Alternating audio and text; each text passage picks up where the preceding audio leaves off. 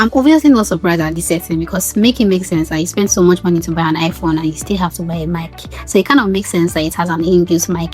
This is my voice without this setting, and this is my voice with this setting. Open your camera app as if you're about to start filming and hit record. After recording, you go over to your menu at the top, the same place where you get to turn on your touchlight, where you get to screen record. Yes, those essential menus.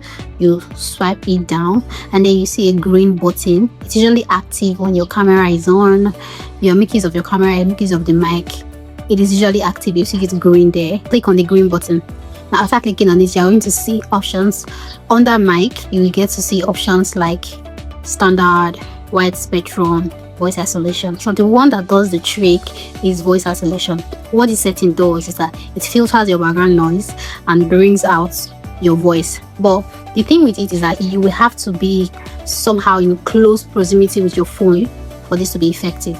So you turn this on before you start recording. Every time you want to make a video, try to check out the settings because it kind of goes back to its default standard. So whenever you hit record, just swipe down, go through the green button, and then check whether it is on voice isolation. As far as it is on voice isolation, then you are very sure that your mic mode is activated. If content creation tips like this interest you, check out this playlist because I regularly update it with tips like this.